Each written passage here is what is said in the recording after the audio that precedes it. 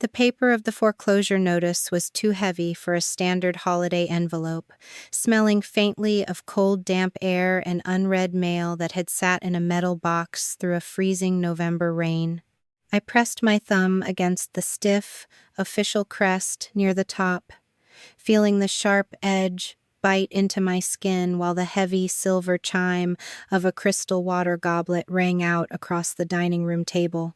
Valerie stood at the head of the table in her cream silk blouse, her wrist flashing a diamond tennis bracelet as she tapped her spoon against the glass for the third time.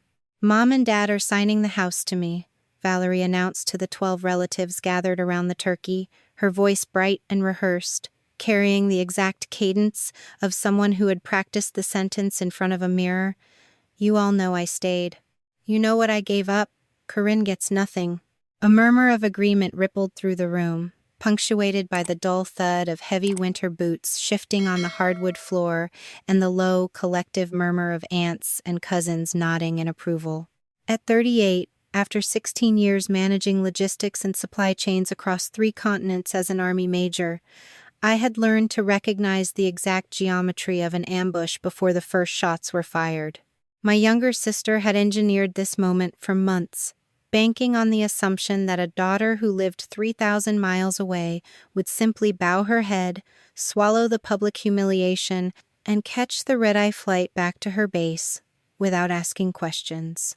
Dad sat to my left, his fingers whitening around the stem of his water glass as he avoided my eyes, staring instead at the carved turkey cooling in its silver pool of grease. I did not raise my voice, and I did not slam my hand against the mahogany surface.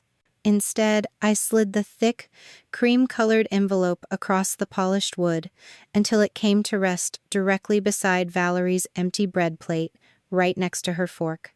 "Dad?" I asked, my voice falling flat and steady into the sudden hush of the room. "Should I tell her about the 2 mortgages?" Valerie froze, her smile fracturing as her fingers tightened around her stemware. "What mortgages?" she demanded, her voice rising an octave as the rest of the table fell completely silent, the background clatter of kitchen silverware dying out instantly. Aunt Judith dropped her cloth napkin onto her lap with a soft rustle, her face tightening with irritation as she leaned forward. "Corinne, this is Thanksgiving," Judith snapped, shaking her head. "Can you put your work away for one night and let your sister have her moment? Valerie has taken care of your parents every single day while you were off playing soldier." Mom looked down at her plate, her voice trembling slightly as she tried to smooth over the sudden chill in the air. "Corinne always has to turn everything into an operation," she whispered, almost to herself. "I did not bring the papers to the house, Mother," I replied quietly, keeping my eyes fixed on the bold black foreclosure warning stamped across the corner of the document. "Dad gave them to me this morning in the hallway before anyone else woke up." Valerie's face drained of color as she looked from me to our father, her panic breaking through her carefully constructed mask. "Dad, tell her she is lying," Valerie said, her voice catching in her throat. "You said the house was mine, free and clear. You promised it to me for taking care of you." Dad cleared his throat, his shoulders slumping under the weight of the silence in the room as he finally looked up, his eyes bloodshot and exhausted. "We fell behind, Valerie," he muttered, staring down at his plate. "The bank sent the notice last week." For a second, nobody moved. Then Valerie leaned over the table, her eyes wide with a frantic, cold calculation that had nothing to do with her parents' safety and everything to do with her own future. "If the bank is taking the house," she demanded, her voice sharpening into something hard and desperate, "then how much equity is actually left after the mortgage gets paid off?" Across the table, Uncle Mark lowered his phone slowly, the recording light on the back of his device still blinking red in the dim dining room lighting, capturing every word. The old home office smelled of dry cedar and decades of old paper that had baked under a metal roof during too many humid summers. After midnight, when the rest of the house had settled into an uneasy quiet, the silence here felt heavy, broken only by the faint, rhythmic ticking of the brass desk clock my grandfather had brought back from Europe. I pulled the wooden filing cabinet drawer open, its brass tracks scraping softly against the wood as I reached into the back where Dad kept his personal ledgers. The first and second mortgage statements were clipped together with a rusted paper clip, the figures printed in stark black ink on crisp white paper that felt entirely out of place among the family mementos. I set them down on the mahogany surface under the pool of light from the green glass banker lamp, my fingers tracing the totals while my mind methodically tallied the numbers like columns on a logistics manifest. When I combined the principal balances, late fees, and accumulated penalties, the total surpassed $100,000, a staggering sum against a property whose roof was sagging and whose foundation needed thousands in immediate masonry work. A thicker leather binder lay underneath the statements, its spine cracked and split from age. But when I flipped through the metal rings, I found a gap where several pages had been deliberately torn away, leaving jagged white strips of paper still trapped beneath the fasteners. The door creaked open 3 inches, and a sliver of hallway light cut across the dark rug. Dad stood there in his flannel bathrobe, his gray hair uncombed and his bare feet silent against the floorboards. He looked smaller tonight, his shoulders rounded beneath the thin cotton as he stared at the papers spread across his desk. "You should not be going through those, Corinne," Dad whispered, his voice cracking slightly as he walked into the room and lowered himself heavily into the leather armchair by the corner. I did not look up from the disbursement record in front of me, keeping my voice level and deliberate to match the calm tone I had used 1,000 times when briefing my unit commanders back at base. "Dad, you handed me the foreclosure notice yourself this morning before anyone woke up," I said gently, turning my head to meet his tired eyes. "Now tell me what you were afraid would happen if Valerie knew about these numbers." Dad pressed the heels of his hands against his eyes, a deep sigh rattling in his chest as he shook his head slowly from side to side. "Valerie had a terrible year," he murmured, his fingers tangling in his graying hair. "Adam lost his job at the machine shop, and they were 3 months behind on their rent. They were going to lose the kids' school district, and the car was about to be repossessed. We had to help them, Corinne. We are her parents." I leaned back against the edge of the desk, crossing my arms over my chest as the quiet weight of his admission settled over the room. "How much did you give them, Dad?" I asked, keeping any trace of judgment out of my tone. He hesitated, his gaze drifting toward the framed photograph of our high school graduation sitting on the bookshelf. "We took out the second mortgage 3 years ago, and then we refinanced last spring when things got worse with their legal bills," he confessed, the words tumbling out in a rush of long-suppressed shame. "Legal bills?" I repeated, my eyebrows lifting as a cold realization began to form in my chest. "What legal bills, Dad?" Before he could answer, the hallway light flared brighter, and Mother stood in the doorway, her face tight with anger, and her fingers clutching the belt of her robe. "Leave him alone, Corinne," Mother snapped, stepping into the room and glaring at me with the fierce, defensive intensity she always reserved whenever anyone questioned her younger daughter. "You always come home after years away and start treating your own family like a military exercise. Valerie had a crisis, and we helped her, because that is what families do when things fall apart." I looked from my mother to the documents on the desk, pointing down at a specific wire transfer confirmation printed near the bottom of the bank statement. "This wire went directly to a family law firm in downtown Columbus, Mother," I said, my voice dropping an octave as I pointed to the matching date on the margin. "That was not for groceries or car payments. That was for a custody battle, wasn't it?" Mother's lips tightened into a thin, white line, and she refused to answer, her silence confirming every unspoken detail. My phone vibrated against the wooden desk, the sudden buzzing sound cutting sharply through the tension in the room. The screen lit up with Valerie's name flashing across the display, accompanied by a video call request. "Answer it on speaker," Mother demanded instantly, her voice rising in panic as she stepped closer to the desk. Put her on speaker right now so she knows you are not twisting things behind her back. I pressed the green accept button and laid the phone flat against the blotter, watching the small camera lens blink green. Valerie's voice filled the quiet office immediately, sharp and breathless with adrenaline. "Corinne is still in the house, isn't she?" Valerie demanded through the speaker before either of our parents could speak, her tone frantic. "I know she is going through Dad's files. She is trying to steal control of the property and turn you against me. I am coming over right now to get the trust papers before she ruins everything." "You are not coming over here tonight, Valerie," I said into the empty air above the phone, my voice steady and cold. "It is past midnight, and these documents stay right where they are until we meet with a lawyer who represents both of you independently." "You have been home for less than 24 hours, Valerie shouted back, her voice cracking with fury over the speaker. "You abandoned this family for 16 years, and now you walk in like a general taking over a conquered city just to humiliate me in front of everyone." "That does not make the foreclosure notice disappear from the kitchen table, Valerie," I replied, my patience wearing thin against her rising hysteria. Mother snatched the phone off the desk, her thumb swiping the screen to end the call before Valerie could scream another accusation. She looked down at me with tears welling in her eyes, her voice trembling with resentment. "You have savings, Corinne," Mother said, her tone hardening into a bitter plea. "You never married, you do not have children depending on you, and you have steady military pay and more savings than we do. You could easily pay off these 2 loans and make this go away if you actually cared about keeping this family together, instead of proving how smart you are." The suggestion hung in the air, heavy and unfair, striking the exact nerve she intended to hit.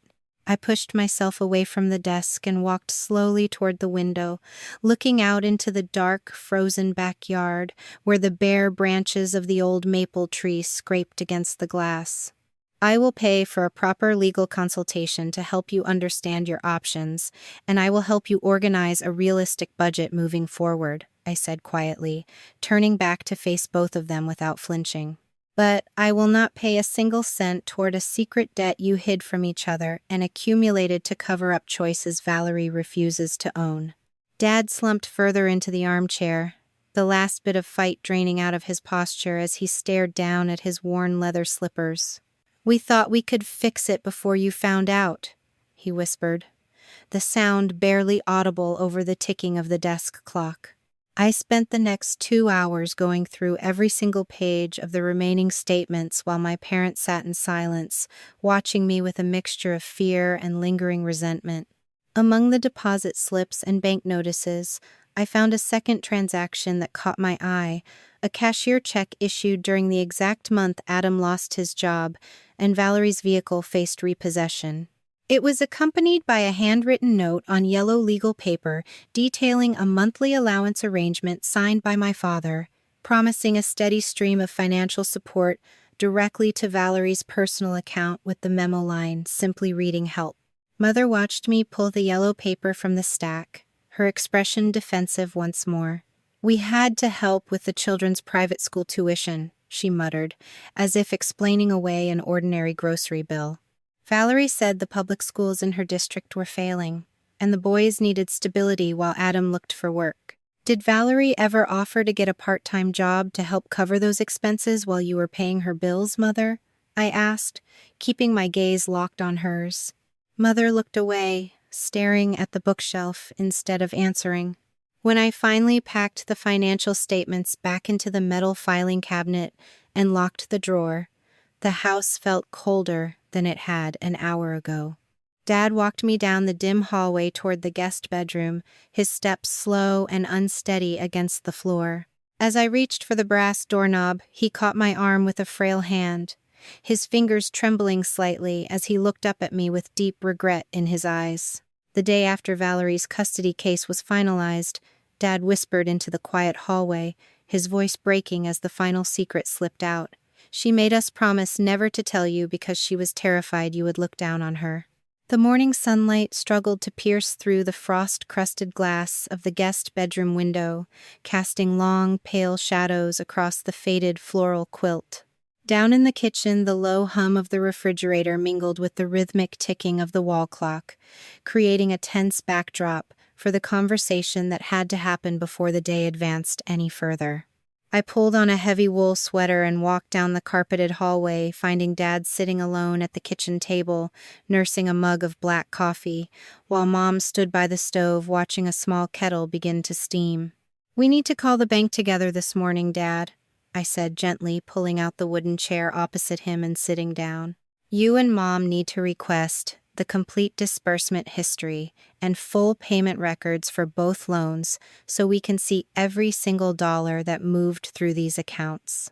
Dad looked down at his coffee mug, swirling the dark liquid in slow circles before raising his tired eyes to meet mine. "Can we not just call them and ask for an extension, Corinne?" he asked, his voice carrying a desperate, pleading note that scraped against my patience. "If we explain that we are trying to sell some things or work something out, maybe they will give us another month or two. A foreclosure review does not pause because we hope for extra time, Dad," I replied, keeping my tone flat and controlled to avoid sounding like an officer giving orders to a subordinate.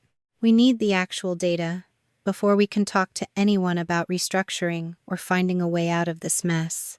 Mom turned away from the stove, her face flushed with defensive pride as she crossed her arms tightly over her chest.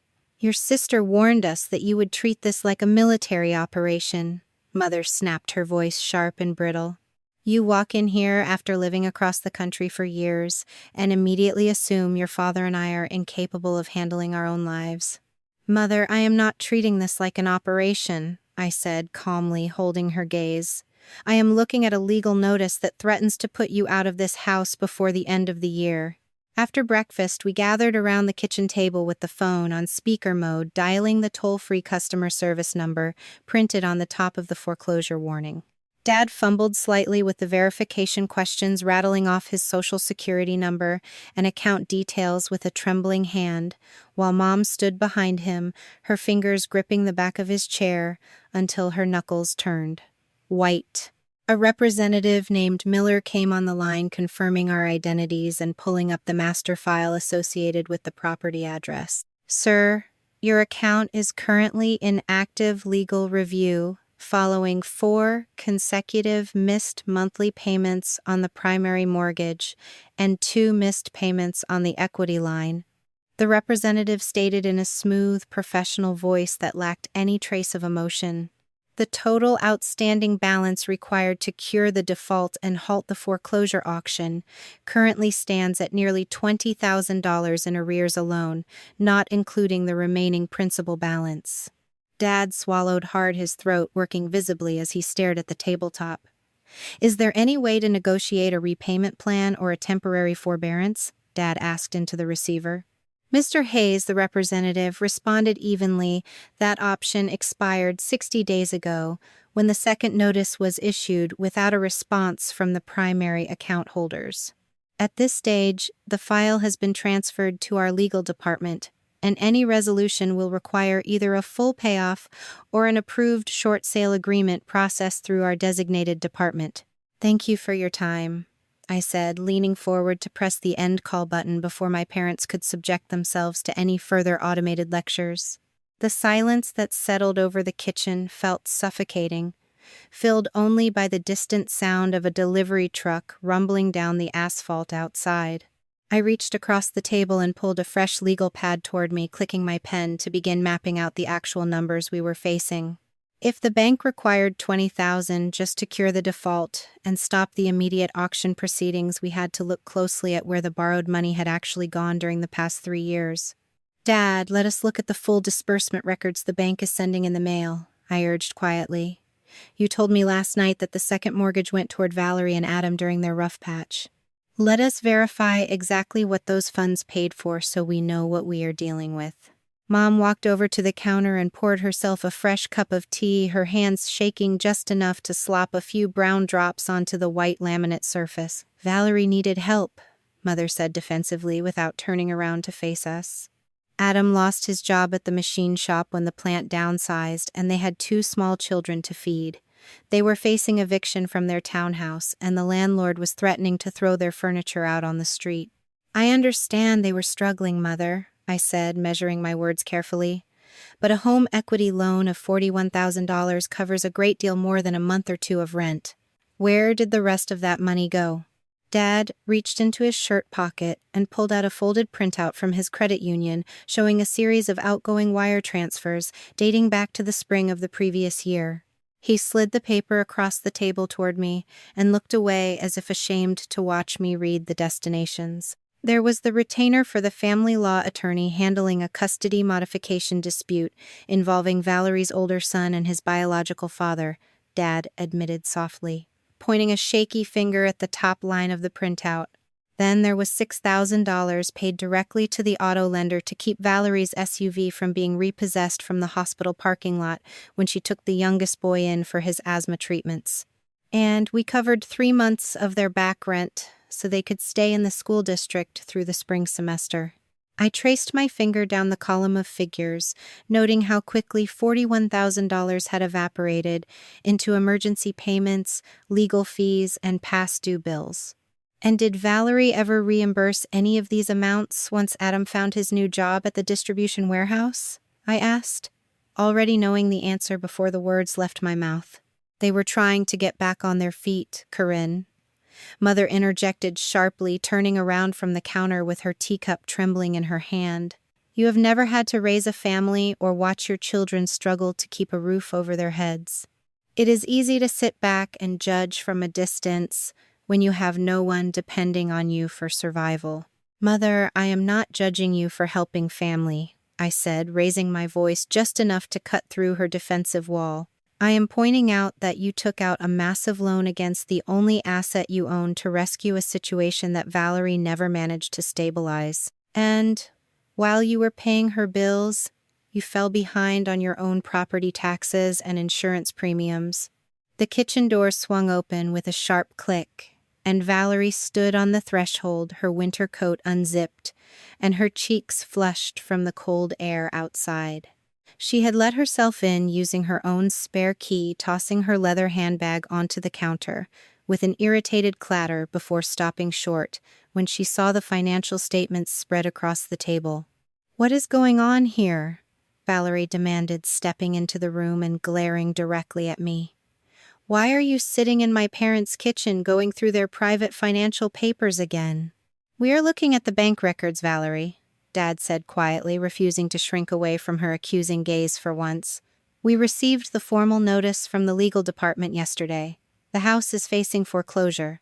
Valerie scoffed, rolling her eyes as she crossed to the refrigerator and pulled out a carton of orange juice without asking. "Oh, please, do not be dramatic," Valerie said, taking a sip straight from the carton before setting it down hard on the shelf.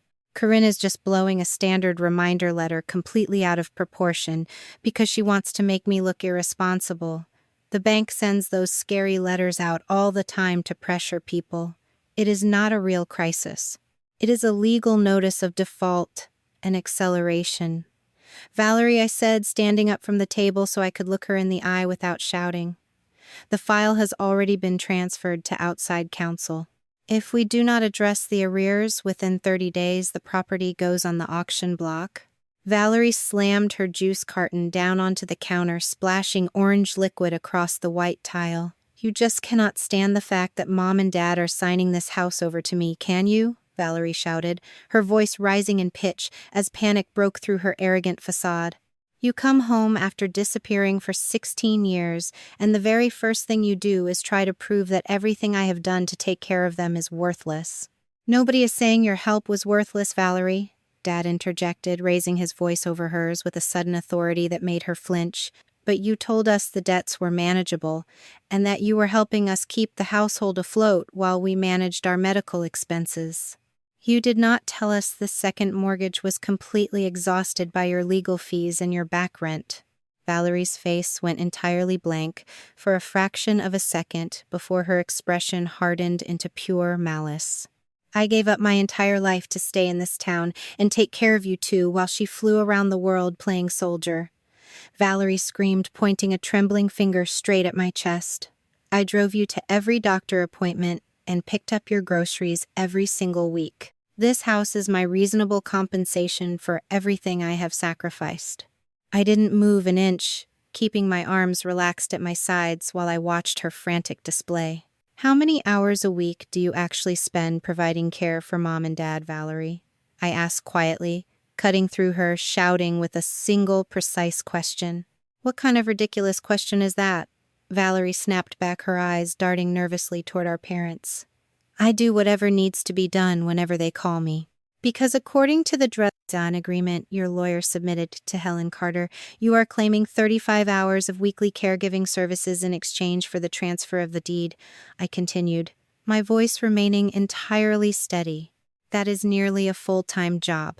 Yet when I look at the home care agency invoices sitting right here in this folder, I see that a professional aide has been coming to the house 4 days a week to handle medication management, light housekeeping, and physical mobility support for the past 6 months."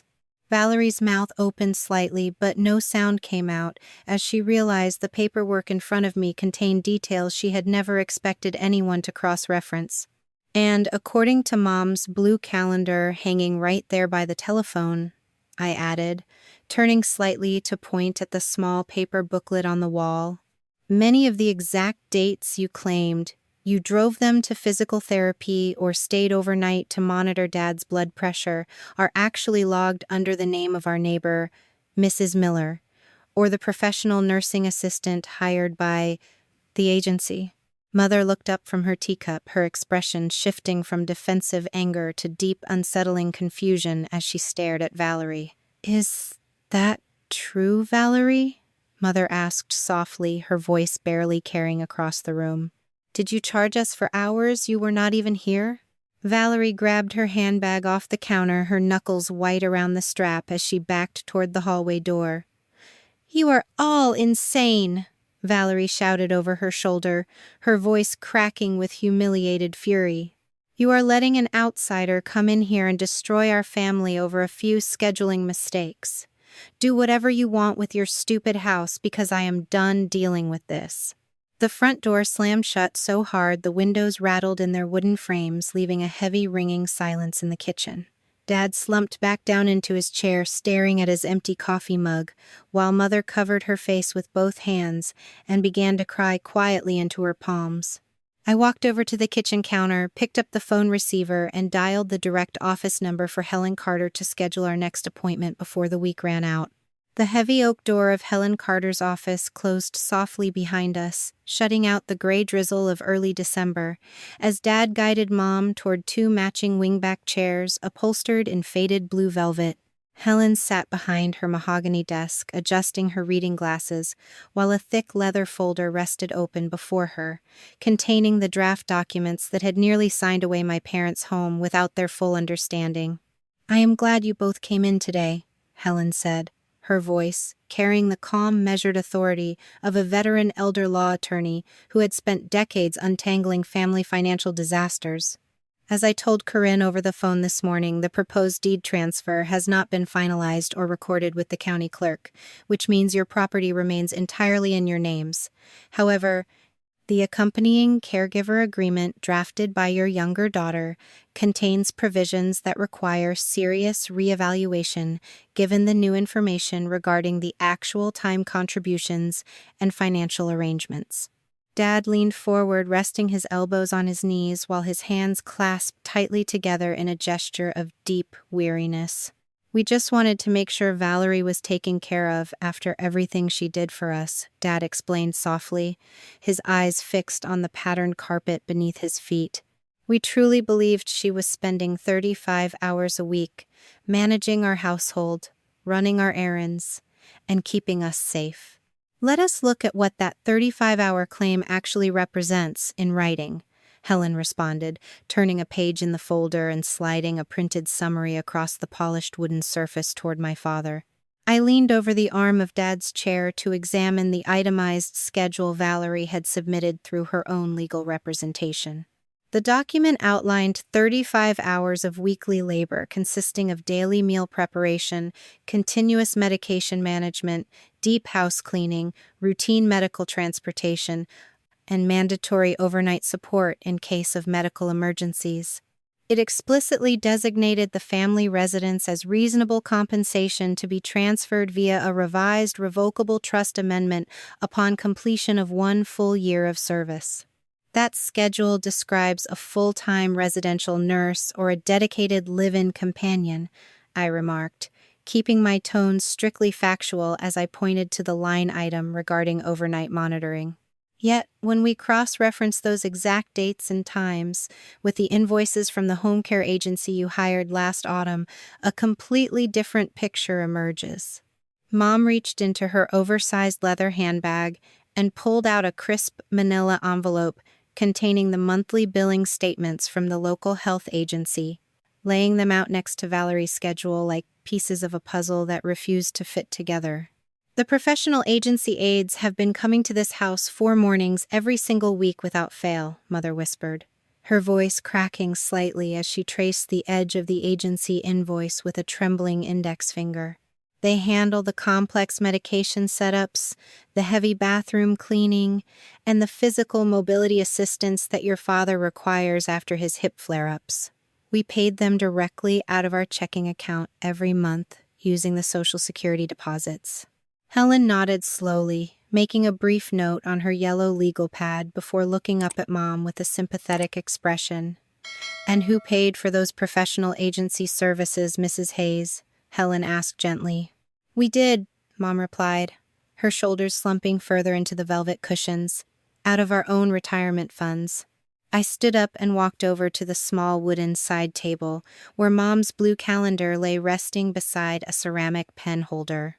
I picked up the worn paper booklet and carried it back to Helen's desk, opening it to the month of November, just prior to the Thanksgiving holiday.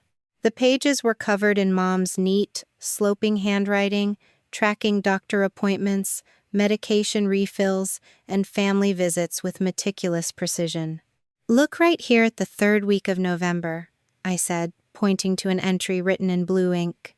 Valerie claimed in her care summary that she spent the entire weekend staying overnight and driving both of them to specialized medical consultations in the city. But, according to Mom's calendar, an agency assistant named Brenda drove them to the clinic on Tuesday, and our neighbor Mrs. Miller picked them up for the Friday therapy session because Valerie called in sick with a migraine.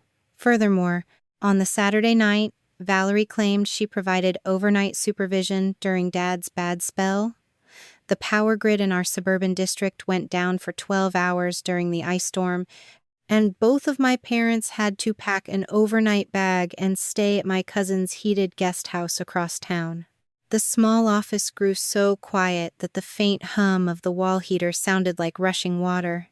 Helen studied the calendar entries side by side with Valerie's formal legal claims, her expression hardening into professional disapproval.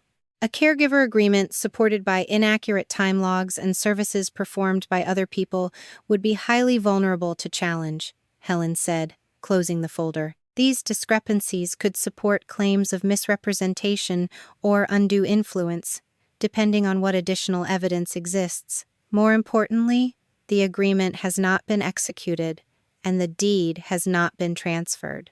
Your parents may stop this process now without asking a court to recover property that has already left their ownership. Furthermore, we need to address the monthly financial allowance your bank statements revealed.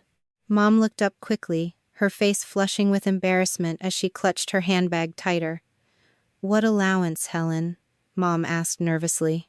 Helen pulled out another set of printed statements showing the automatic wire transfers my father had authorized every month for the past 3 years, transferring a fixed sum of cash directly into Valerie's personal checking account, with the simple memo designation of help.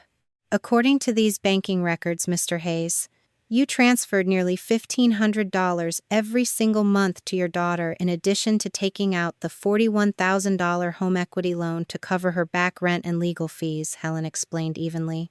"Over the course of 3 years, that allowance totals more than $50,000 in direct cash assistance, separate from the mortgage debt tied to this house." Dad rubbed his temples with his palms, looking utterly defeated as the full magnitude of the financial drain became undeniable. We just wanted peace in the family, Dad murmured through his fingers. Whenever Valerie cried and said the bills were drowning her, we felt like we had no choice if we wanted to keep seeing our grandchildren. Mom turned her head away, staring out the window at the relentless winter rain streaking the glass, her silence speaking volumes about the fear of abandonment that had governed their household decisions for decades.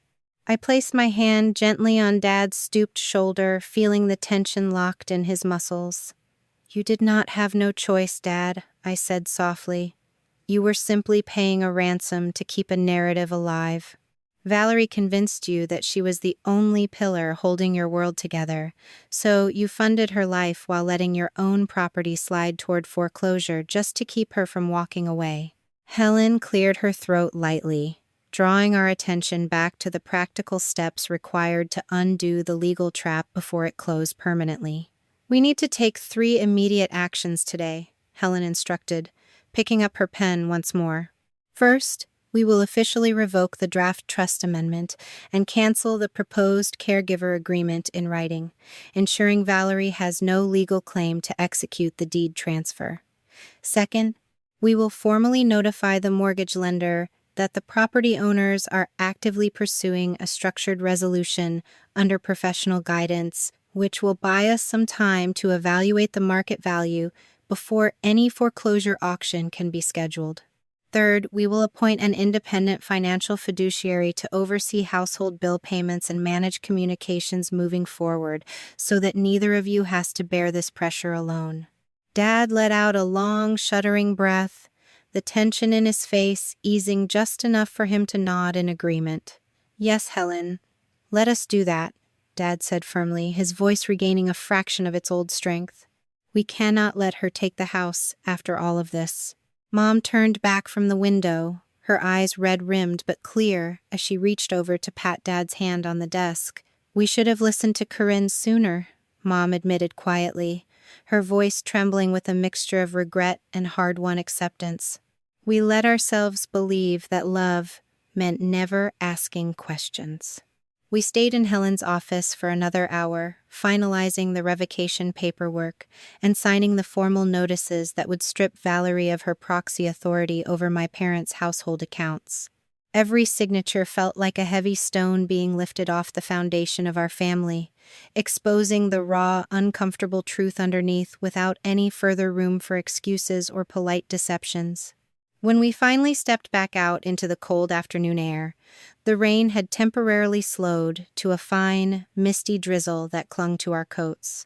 Dad walked with a slightly straighter posture as we made our way back to the car parked along the curb, the heavy burden of his secret finally laid out in the open where it could no longer be weaponized against them.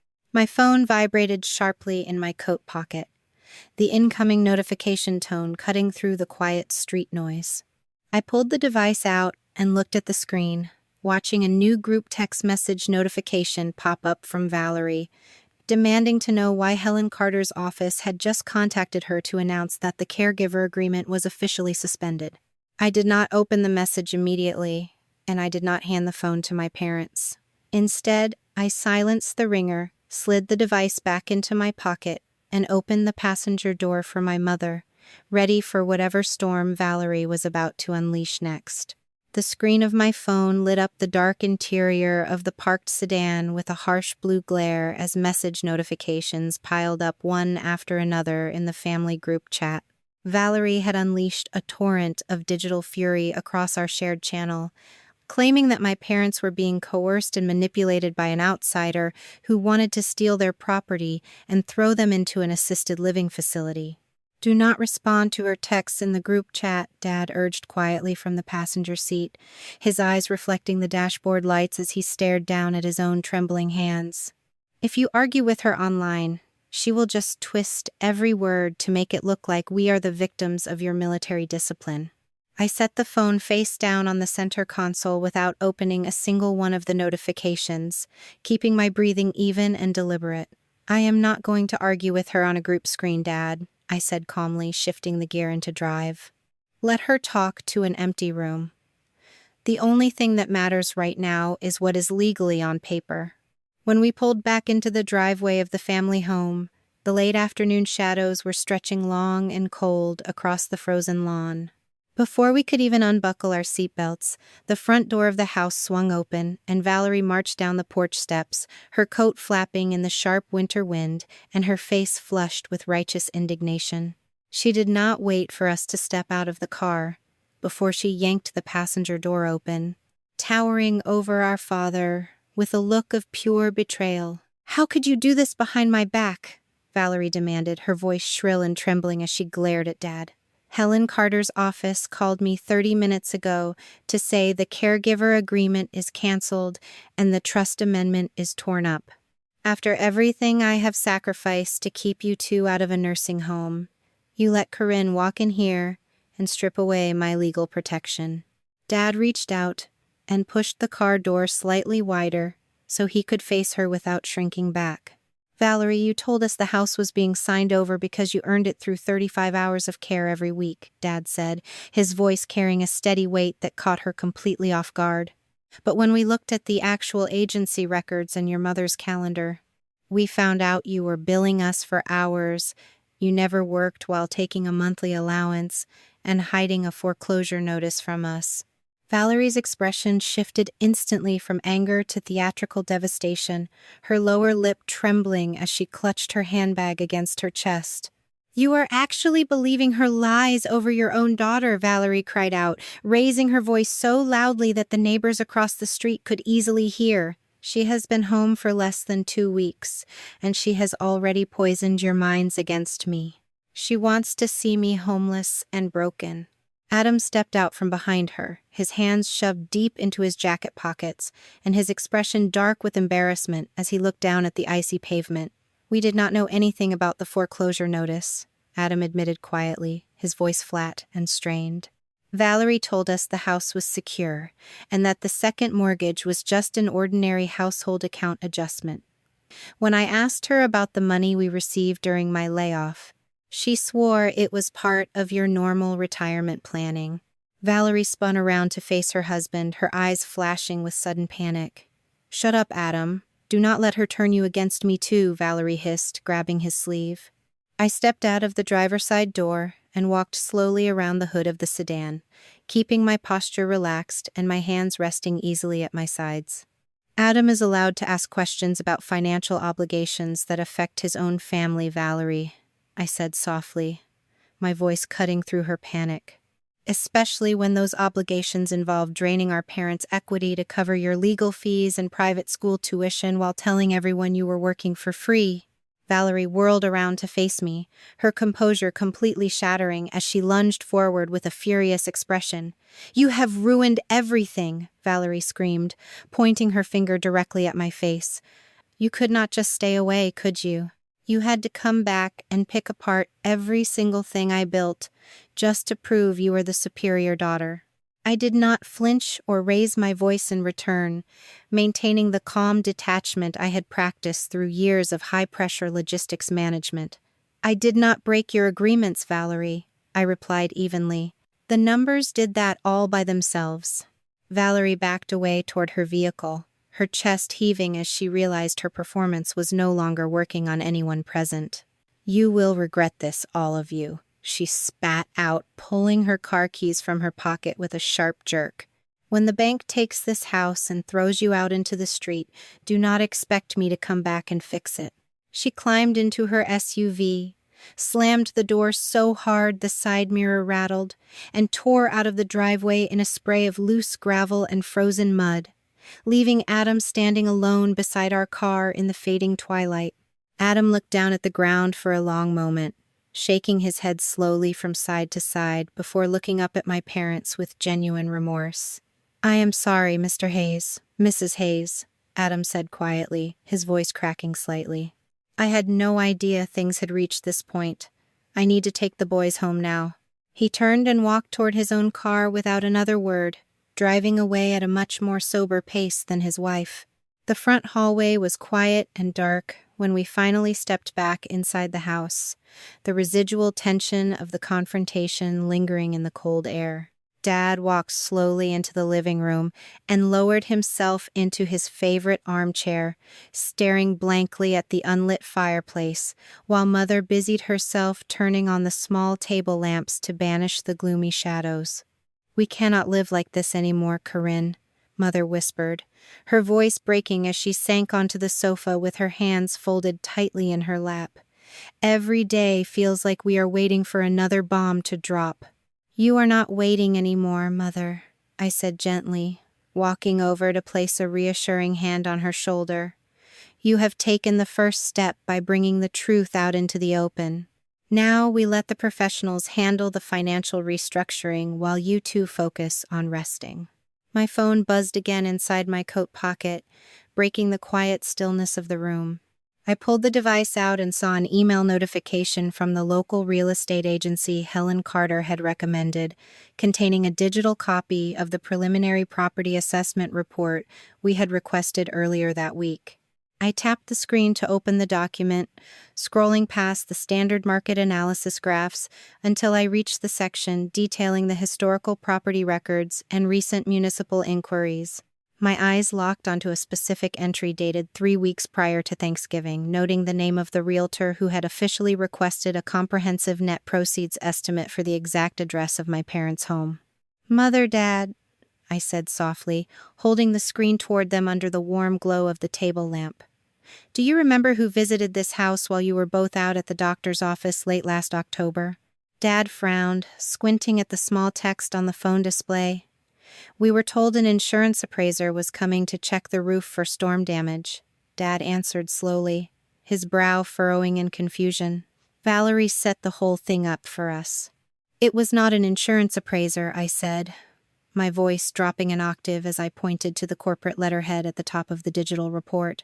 "Valerie brought a commercial real estate agent through every room of this house behind your back, asking for a full market evaluation and a breakdown of how much cash would remain in her hands the moment the deed was transferred into her name."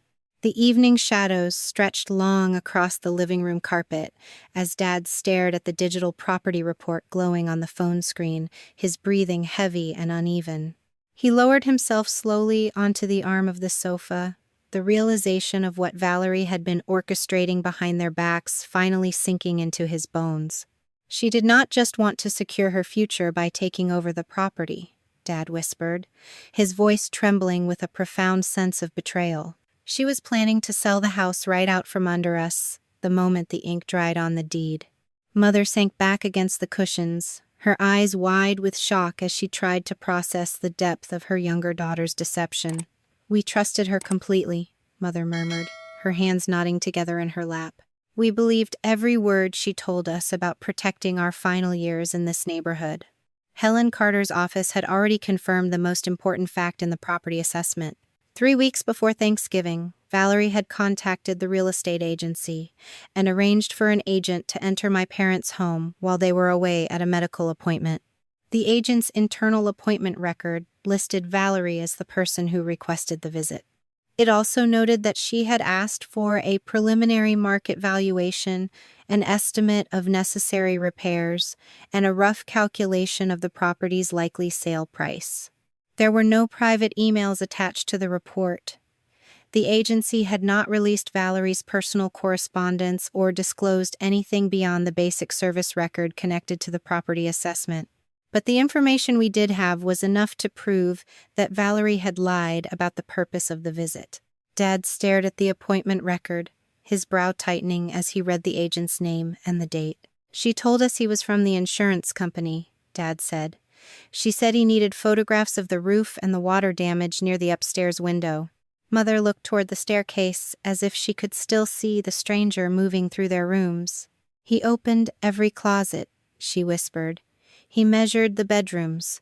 I thought that was strange, but Valerie said insurance companies were becoming more thorough." I enlarged the section of the report describing the requested services and turned the screen toward them. "An insurance inspection would focus on damage and replacement costs," I said. "This was a market evaluation. He was estimating what the house could sell for in its current condition." Dad lowered himself onto the sofa, the strength leaving his legs as the meaning settled over him. She was preparing to sell it, he said. We know she was preparing to understand its sale value, I corrected gently. We do not yet know exactly when she intended to sell, where she expected you to live, or what she planned to do with the proceeds. We need to be careful not to claim more than the evidence proves. Mother pressed both hands against her knees, struggling to keep them from trembling. She still brought a realtor into our home without telling us, she said. She let us believe he was protecting the house when he was actually pricing it. Yes, I answered. That part is documented. The distinction mattered. I had spent too many years watching bad decisions grow out of assumptions presented as facts. Valerie had built her entire position by controlling the story. I was not going to defeat her by doing the same thing. Dad stood and began pacing slowly between the sofa and the dark fireplace. She wanted us to sign the house over to her, he said. Then she secretly arranged to find out what it was worth. What other reason could there be? There may be only one reasonable explanation, I replied. But reasonable is not the same as proven. Helen can request clarification from the agency through the proper process. If Valerie discussed a sale timeline or asked that you be kept uninformed, we need those facts from someone legally entitled to provide them. Mother looked toward the front window, her reflection faint against the dark glass. I kept defending her because I believed she wanted to keep us here, she said. Every time I worried about signing the papers, she told me the house would remain our home for the rest of our lives. Dad stopped pacing. And if that was another lie? Then we will deal with it when we can prove it, I said. Tonight, we secure the documents we already own, preserve the property report, and let Helen handle the next request. We do not call Valerie and warn her about what we found. Dad nodded slowly, though anger still tightened his jaw. We also need to tell Adam that a realtor was brought through this house, he said. He may know why she wanted the valuation. Before I could answer, headlights swept across the living room wall. A sedan turned into the driveway and stopped behind my parents' car. The engine shut off, leaving the house in silence. A moment later, someone knocked at the front door. Dad and I exchanged a look. Neither of us had called Adam, but he was standing on the porch, and he was carrying a thin folder in his hand. She was going to leave us behind in an assisted living facility with the cheapest room available while she took the cash and started over somewhere else, Mother whispered, tears spilling down her weathered cheeks. The gravity of her words hung heavily in the air as we realized that the betrayal extended far beyond financial manipulation into a cold, calculated abandonment. Dad stood up from the sofa, his posture stiff with a sudden surge of righteous anger that eclipsed his physical fatigue. We need to let Adam see these emails, Dad declared firmly, his voice cutting through the gloom of the room. He deserves to know what she was planning behind his back just as much as we do. We did not have to wait long for Adam to return. Less than an hour later, the headlights of his sedan swept across the living room windows. When Dad opened the door, Adam stood on the porch, carrying a thin file folder against his chest. "May I come in?" he asked. "I found something Valerie never intended any of us to see." We gathered around the kitchen table while Adam removed several printed emails from the folder. He explained that the messages came from an address he and Valerie had created years earlier to manage rent applications, school records, insurance claims, and other family property matters. Both spouses had always had access to it. When I confronted her about the second mortgage, she said I had misunderstood everything, Adam told us. So I checked the account we both used. These were still in the sent folder. The first messages arranged a private valuation of my parents' home. Valerie instructed the realtor not to call the household landline and falsely described the visit to my parents as an insurance inspection. Later messages asked how much cash would remain after the mortgages, repairs, taxes, and closing costs were paid. Valerie also wrote that she planned to obtain a separate home for herself and the children after the sale. Adam placed the final page in front of my parents. "She did not include me in that plan," he said. "She used my unemployment and our debts to justify taking your money, but she intended to leave me once she had the proceeds." Because Adam had lawful access to the shared account, he could voluntarily provide the relevant messages to his own attorney. His attorney could then send authenticated copies to Helen for use in the family meeting. Adam adjusted his glasses, his eyes scanning the digital printout line by line as the color drained completely from his face. He read the instruction to keep the communication secret from the household landline, and he read the paragraph detailing her plans for a separate place that excluded him entirely from her future calculations. "She lied to me about everything," Adam whispered, his hands shaking slightly as he let the papers drop back onto the table. "I thought we were working together to save our family from financial ruin, but I was just a convenient excuse she used to extract money from you both." "You were collateral in her plan just as much as Mom and Dad were, Adam," I replied, keeping my voice steady to help him anchor his thoughts. "She used your financial struggles to justify taking out the equity loan against this property, and then she used the promise of the house as her own personal insurance policy." Adam looked across the table at my parents, his expression heavy with genuine remorse. "I am so sorry for my part in this, Mr. Hayes, Mrs. Hayes," Adam said, his voice cracking under the emotional weight of the admission. "I should have asked more questions, instead of accepting her version of events every time money came into our home." "You trusted your wife, Adam," Dad answered quietly, placing a weathered hand over his son-in-law's arm in a rare gesture of shared understanding. "We all made the same mistake because we wanted to believe her story." My phone buzzed softly on the kitchen counter, cutting through the somber quiet of the room. I picked up the device and saw a new notification waiting in our shared communications queue, containing an audio file of a voicemail Valerie had left for our attorney's office late that afternoon after receiving notice that the caregiver agreement had been officially revoked. With a quick tap of the screen, I turned the speaker volume up so everyone in the kitchen could hear the exact words Valerie had recorded when she thought no one was listening to her private panic. "If there is no equity left in this house because of these ridiculous mortgage arrears," Valerie's recorded voice echoed sharply through the quiet kitchen, filled with harsh resentment and undisguised desperation, "then I need to reconsider whether this entire caregiver arrangement is even worth continuing for me." The automated click of the voicemail recording ending left a ringing silence in the room that lasted for several long heartbeats. Mother let out a long, shuddering breath, her eyes finally free of any remaining doubt as she looked toward the doorway. "The love she claimed to have for us always had a price tag attached to it," Mother said softly, her voice steady and clear for the first time all evening. "And now that the price cannot be paid, her mask has finally fallen off completely." The morning air carried the sharp chill of late December, as the kitchen windows frosted over with delicate fern patterns of ice. Dad sat at the wooden table with a fresh cup of coffee, his hands wrapped firmly around the ceramic mug while Mother stood beside him, her fingers resting lightly on his shoulder as they looked down at the documents Helen Carter had sent over for review.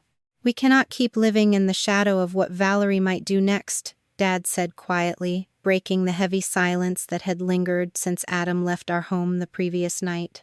"We need to face whatever is coming and take back our own lives." Mother nodded slowly, her expression carrying a quiet determination that replaced the fearful hesitation of previous weeks. "Corinne is right about one thing," Mother added, her voice steady and clear. "If we keep trying to protect her from the consequences of her own choices, we are only destroying ourselves and each other in the process." I pulled out the wooden chair opposite my father and sat down, laying out a clean legal pad to organize the next steps of our strategy. "We need to establish clear boundaries and make independent decisions based on facts rather than emotional reactions," I said, keeping my tone supportive and grounded. "Helen is ready to help you formalize your choices whenever you feel prepared to take that step." Over the next several hours, my parents worked through a series of difficult decisions with a clarity I had not seen in years. They officially signed the formal instructions directing Helen Carter to halt all draft agreements regarding the property transfer, ensuring that Valerie could no longer claim any legal right to the deed. Furthermore, They agreed to retain an independent financial professional to manage house and ensure that all outstanding mortgage obligations were transparently addressed through proper channels rather than hidden behind closed doors. Dad looked up from the final signature page with a long sigh of relief, leaning back in his chair as if a physical weight had finally lifted from his shoulders. "It feels strange to make a choice without worrying about how Valerie will react," Dad admitted with a faint, tired smile. "But it also feels like breathing clean air for the first time in months." Mother squeezed his shoulder gently, her eyes reflecting a shared sense of liberation. "We should have asked for help and looked at the real numbers a long time ago instead of letting fear make our decisions for us," Mother whispered. My phone buzzed against the wooden tabletop, breaking the peaceful quiet with a sharp vibration. I glanced down at the screen and saw an incoming message notification from our attorney's office, confirming that the evidentiary package we had compiled was fully organized and ready for presentation at the upcoming family gathering my parents had decided to host. The idea for the family meeting had come directly from my parents, who insisted that the relatives who had witnessed Valerie's public performance during Thanksgiving deserved to hear the complete truth rather than the distorted version currently circulating in group chats. Helen Carter had helped them draft formal invitations to the core family members, inviting them to a structured sit-down at the office conference room where all the documentation would be laid out without emotional shouting or theatrical accusations. Adam had also agreed to attend the meeting after spending a sleepless night processing the realtor emails and financial proof, though he made it clear he was coming to understand the full scope of what had happened rather than to act as anyone's weapon. 3 days after Helen revoked the proposed caregiver agreement, I returned to my duty station. I was still an active duty Army major, and the crisis at home did not suspend my responsibilities simply because my family finally needed me to pay attention. Before leaving Ohio, I helped my parents establish a written plan with Helen Carter and the independent financial fiduciary. After that, I joined scheduled conference calls from base, instead of trying to control every decision from 3,000 miles away. My parents spoke directly with the bank, the real estate broker, and the home care agency. Helen copied me only on documents my parents had authorized her to share. During January and February, the evidence accumulated without anyone breaking into an account or demanding private information.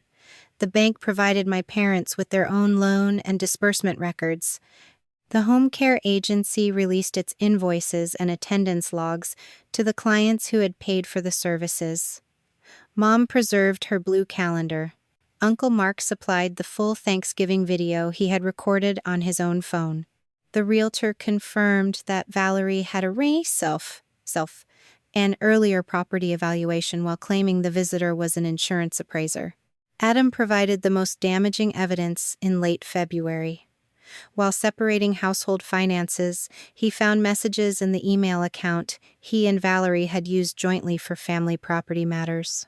The emails showed that Valerie had requested a net proceeds estimate, asked that her parents not be contacted, and discussed finding a separate home for herself and the boys after the sale.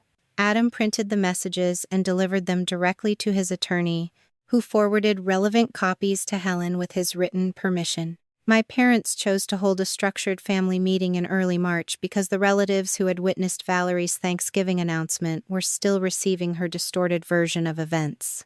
I requested approved leave and flew back to Ohio the evening before the meeting. Valerie spent the final week telling relatives that the gathering would vindicate her sacrifices and expose my interference. She arrived at Helen's office, wearing her best winter coat and carrying a leather portfolio, convinced she was walking into another room she could control. I entered beside my parents knowing the opposite was true. This time, every person in the room would hear the evidence from its lawful owner rather than from whichever daughter spoke the loudest. The conference room at Helen Carter's downtown office smelled faintly of polished mahogany and old paper, its heavy glass door closing shut with a muffled click that sealed out the noise of the city. Aunt Judith and two other relatives who had attended the Thanksgiving dinner sat along one side of the long wooden table, their expressions a mix of cautious curiosity and lingering discomfort. Valerie sat at the far end of the room, near the head of the table, wearing a cream wool coat and holding a thick leather portfolio across her lap like a shield, her posture radiating absolute confidence. I took a quiet seat beside my parents near the middle of the table, keeping my hands folded calmly in my lap while Helen adjusted a stack of documents before her. Adam sat diagonally across from us, staring down at his coffee cup without looking up to meet his wife's expectant gaze. "Thank you all for coming today at Mr. and Mrs. Hayes's request," Helen began, her voice carrying a calm, professional authority that immediately commanded the room. "As legal counsel for Daniel and Marianne Hayes, I want to clarify several misconceptions regarding the family property and the proposed caregiver agreements that were discussed during the holidays last November." Valerie scoffed softly, shifting her weight in her chair and tossing her blonde hair over her shoulder with an air of practiced martyrdom. "We all know why we are here," Valerie interrupted, her voice bright and rehearsed as she looked around the room at our relatives. "Corinne has spent the last few months stirring up trouble and trying to reverse Mom and Dad's explicit promise to sign the house over to me after all these years of sacrifice." "Let us look at the actual documentation before we discuss promises, Valerie," Helen responded evenly, sliding a crisp legal copy across the polished wood toward the center of the table. "First, let it be clear that the deed to the property has never been transferred. The title remains entirely in your parents' names, and the draft trust amendment has been officially revoked."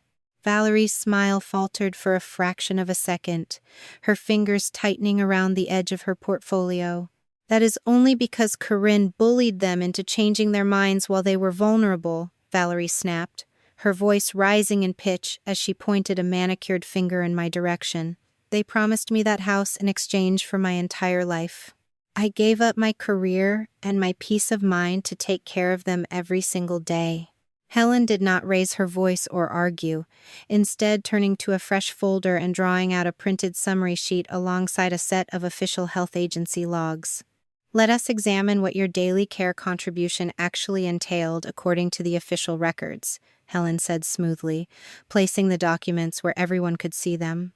"In your formal caregiver submission, you claimed 35 hours of weekly service, consisting of personal care, medication management, and daily household support. However, the professional home care agency hired and paid for by your parents shows that licensed aides were providing those exact services 4 mornings every single week. Furthermore, Mrs. Hayes' personal calendar records demonstrate that many of the remaining hours you claimed were actually fulfilled by neighbors or professional medical staff during times when you were unavailable." The room grew very quiet, save for the hum of the overhead ventilation system. Aunt Judith leaned forward, frowning as she looked between Helen and my younger sister. "What does that mean exactly, Helen?"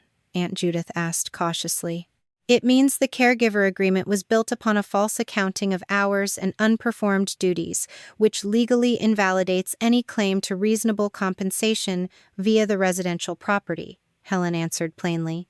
Valerie stood up abruptly from her chair, her face flushing crimson as panic broke through her public mask. "This is a complete fabrication," Valerie screamed, slamming her leather portfolio down onto the wooden tabletop with a loud bang. "They are my parents. I drove them everywhere and managed everything while my sister was thousands of miles away playing soldier." Dad raised his head slowly from where he had been staring quietly at the table, his eyes locking onto Valerie with a deep, sorrowful fatigue. "You did not drive us everywhere, Valerie," Dad said, his voice trembling slightly but carrying a quiet strength that made her stop shouting. "And you did not tell us you were bringing a commercial real estate agent through our home to calculate your net proceeds while telling us the visit was just an insurance appraiser checking for storm damage." Valerie froze, her mouth parting in silent shock as she stared at our father. "What are you talking about?" Valerie whispered, her defiant posture collapsing. Helen slid a printed copy of the realtor email correspondence across the table toward Aunt Judith, exposing the messages where Valerie had requested a strict timeline for selling the home and securing a separate place for herself and her children. "You told us the house was our secure sanctuary for the rest of our lives," Mother spoke up softly, her voice steady and clear as she looked directly at her younger daughter across the table. "But your emails to the realtor proved you planned to sell the property out from under us within 6 months of getting the deed, placing us into the cheapest assisted living facility you could find so you could take the cash for your own new chapter." Valerie turned her desperate gaze toward her husband, her voice dropping into a frantic, pleading tone. "Adam, you know that is not true," Valerie stammered, reaching out a trembling hand across the corner of the table. "You know I was just looking out for our family's future." Adam slowly lifted his head, his expression cold and detached, as he looked at his wife without a trace of warmth. "I read those emails last night, Valerie," Adam said quietly, every word falling like a lead weight in the quiet room. "You lied to me about where the equity was going. You lied about our financial security, and you were planning to cut me out of your life the second the cash cleared. I took my house keys off my keyring this morning. I am staying at a hotel, and I want a separation." Valerie stared at her husband as if he had spoken in a foreign language, her chest heaving as her entire carefully constructed universe unraveled before an audience of her own choosing. To ensure there were no remaining doubts about what had transpired since the previous Thanksgiving, Helen signaled toward a small laptop resting at the end of the table and pressed play on an audio file. The unmistakable sound of Valerie's voice filled the conference room through the desktop speakers, echoing clearly off the wood paneling. "If there is no equity left in this house because of these ridiculous mortgage arrears," the recorded voice of my sister rang out sharply through the room, "then I need to reconsider whether this entire caregiver arrangement is even worth continuing for me." The audio recording clicked off, leaving an immense, suffocating silence in the conference room that stretched on for several long seconds. Nobody moved. Nobody defended her. Helen then pressed play on a second file, projecting a short video clip onto the wall screen above the whiteboard. It was the full, unedited video of the Thanksgiving dinner recorded by our cousin months ago. The footage showed Valerie standing at the head of the table in her cream silk blouse, raising her glass to announce that Mom and Dad were signing the house over to her and that Corinne got nothing, followed by the enthusiastic applause of the relatives. But then the video continued past the point where Valerie had clipped it for her group chat, showing my hand placing the foreclosure notice on the table, followed by Valerie's sharp, panicked voice, demanding to know how much equity was left after the bank got paid. When the screen went dark, Aunt Judith slowly lowered her hands from her face, looking across the table at Valerie with a mixture of profound disappointment and embarrassment.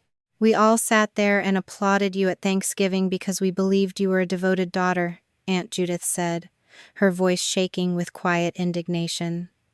"But you did not stay because they needed you. You stayed because you thought the house was worth something." Valerie spun around toward our mother, tears finally streaming down her cheeks as she dropped to a desperate, theatrical tone. "Mom, you know I love you," Valerie sobbed, reaching out toward her. "You cannot let them do this to me." Mother looked at her older daughter for a long moment, her expression entirely free of anger, replaced instead by a profound, sorrowful acceptance. "I believed you did," Mother answered quietly, her voice steady and unbroken. "I just did not know the love had an expiration date."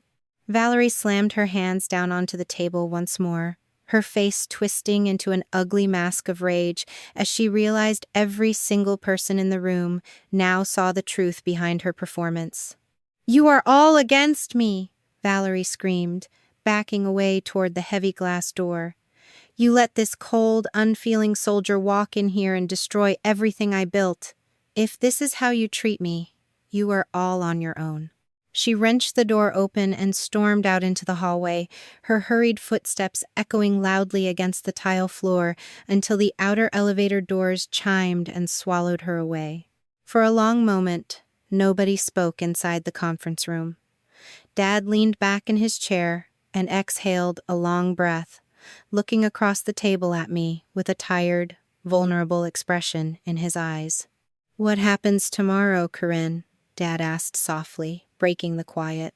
I reached across the wooden surface and placed my hand over his, letting the solid reality of the present moment anchor us all. "Tomorrow we start fresh, Dad," I replied evenly. "And this time we do it with the truth out in the open where it belongs." The morning light filtered through the clean windows of my parents' house, casting bright patterns across the wooden floor without the heavy weight of secret anxiety hanging over the rooms. Valerie had not called or visited since the family meeting at the attorney office downtown, leaving behind a silence that felt less like an absence and more like a recovery. Down in the kitchen, the low hum of the refrigerator provided a steady, normal backdrop as Dad sat at the table, reviewing the updated household schedule, while Mother poured fresh coffee into a ceramic mug. Without Valerie managing our lives according to her own hidden calendar, we had to establish a sustainable routine that relied on professional support rather than family emotional bargains. The local health agency had already adjusted the weekly care schedule to ensure a licensed assistant arrived each morning to handle medication management and mobility assistance, operating smoothly through direct billing managed by our newly appointed financial fiduciary. Mother looked up from her coffee cup as I walked into the room, her expression calm and settled. "The agency aide arrived right on time at 8 o'clock, Mother said, a faint smile touching the corners of her mouth. "She helped your father with his physical therapy exercises, and we did not have to argue or negotiate about a single detail. It feels entirely different when help is simply help instead of a transaction tied to an inheritance." I pulled out a chair and sat down opposite them, resting my hands on the smooth wooden surface. "That is because professional care is transparent, Mother," I answered gently. "Everyone knows their responsibilities, and nobody is keeping a secret ledger of sacrifices to cash in later." Dad folded his reading glasses and laid them beside his coffee mug, looking across the table with clear, steady eyes. "We received the formal statement from the real estate broker this morning regarding the house sale timeline," Dad said, his voice carrying a quiet resolve. "Helen Carter reviewed the paperwork to make sure everything complies with the bank requirements to avoid any final complications before the auction deadline. The preliminary market valuation had been finalized the previous week, setting a realistic price that accounted for the aging roof, the outdated plumbing system, and the necessary furnace repairs that Valerie had always ignored in favor of pursuing the deed transfer. When the final closing costs and outstanding mortgage arrears were deducted from the sale price, the remaining equity would yield a modest but secure deposit for a comfortable 2-bedroom apartment in a senior community nearby, alongside a modest reserve fund for ongoing care expenses.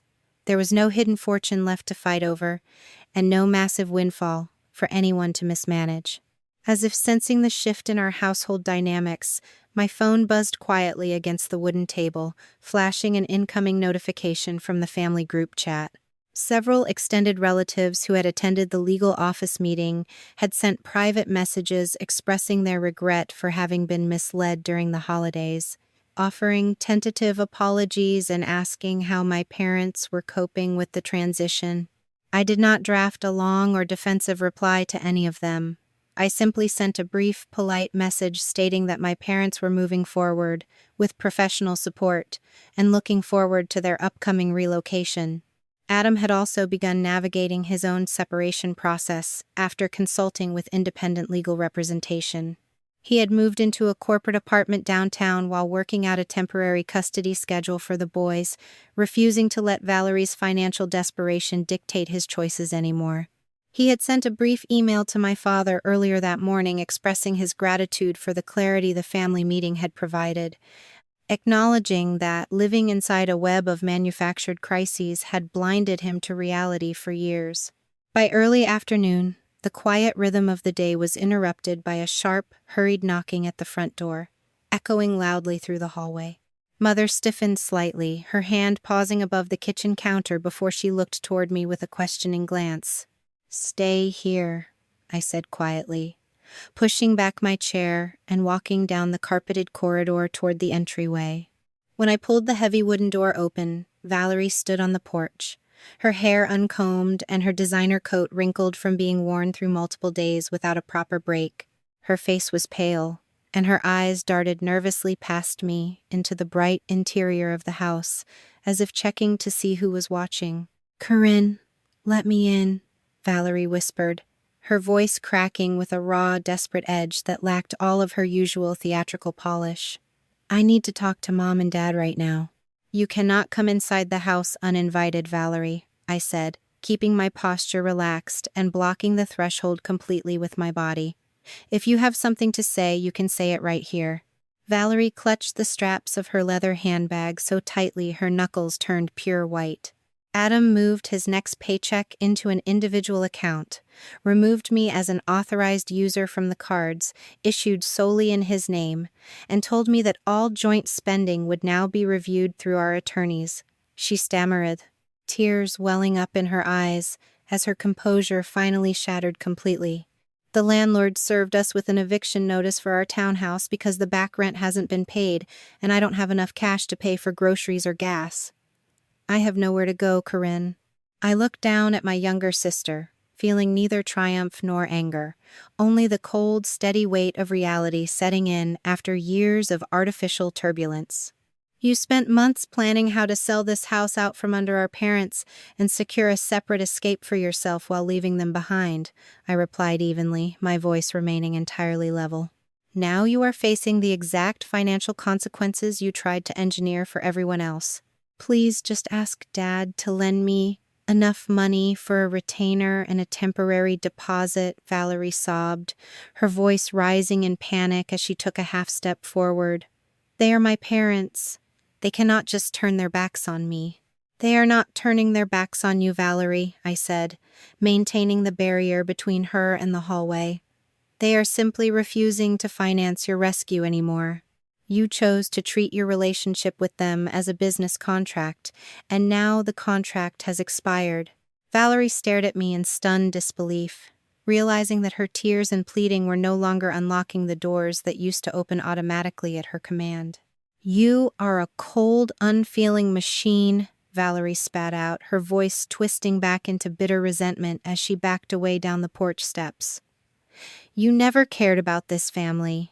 You just wanted to destroy me." I did not raise my voice or offer a parting insult as she turned and hurried down the walkway toward her car, climbing behind the wheel and driving away down the suburban street in a rush of exhaust. When I walked back into the kitchen, my parents were sitting quietly by the table, their expressions calm and unshakable. Dad looked up as I entered, reading the answer in my eyes before I even spoke a word. "She wanted another bailout, didn't she?" Dad asked softly. "She wanted a blank check," I answered, pulling out my chair and sitting back down. "And for the first time, she didn't get one." Mother let out a long, steady breath, reaching out to take my father's hand across the table as the afternoon sunlight warmed the room. "Then we can finally finish packing up the living room boxes," Mother said, her voice steady and full of genuine peace. The morning air at the end of June carried the warm scent of summer rain rising from the asphalt.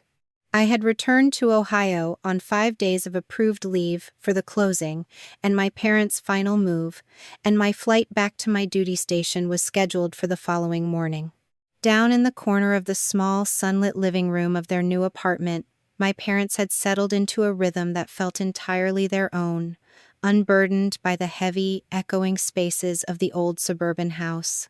The move had been completed smoothly through the structured coordination of our financial fiduciary, leaving behind the threat of foreclosure and replacing it with a predictable, modest monthly budget that matched their actual retirement income without a single hidden debt. Mother sat in her comfortable armchair by the window, holding a freshly bound blue calendar across her lap, while a cup of herbal tea rested on the side table beside her. She had spent the morning transferring only the essential medical appointments and weekly grocery delivery dates into the clean pages of the new book, leaving behind the era of frantic scheduling and emotional debt ledger entries. With a quiet, deliberate motion, she reached down to place the worn, frayed blue calendar from the previous year into a cardboard keepsake box, sitting near her feet, tucking it away among old birthday cards and black and white photographs where it belonged. My phone rested silently face up on the wooden coffee table, undisturbed by any incoming emergency alerts or frantic digital demands since the text message notification I received 3 days prior. That notification had been a brief, unformatted electronic message from an unfamiliar corporate address, carrying a subject line written in lowercase letters, stating simply that the new job had started on Monday. I had not opened the message immediately, choosing instead to let it sit unread in my notification queue while I finished helping my father organize his medical portal proxy settings. When I finally tapped the screen yesterday evening, the message revealed only a confirmation of employment at a local retail warehouse downtown, sent without a plea for money or a demand for intervention. I did not reply to the message, and I did not delete it. I simply archived the notification into a secondary folder, recognizing that accountability begins the moment someone stops outsourcing their survival to everyone else around them. Dad walked out from the small kitchenette, carrying 2 glasses of iced water, his steps steady and unhurried as he crossed the carpet and handed one to me before settling into the matching armchair across from my mother.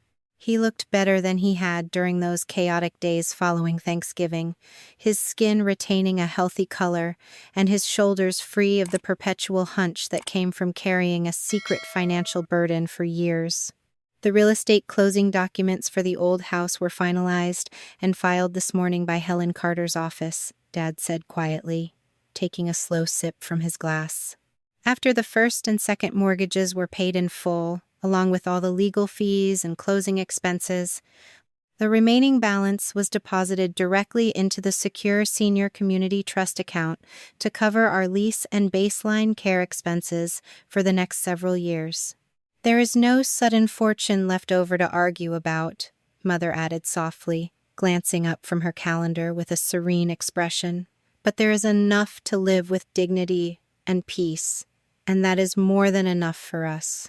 We had reached the exact outcome envisioned months ago when the first documents were pulled from the dark corners of the home office filing cabinet.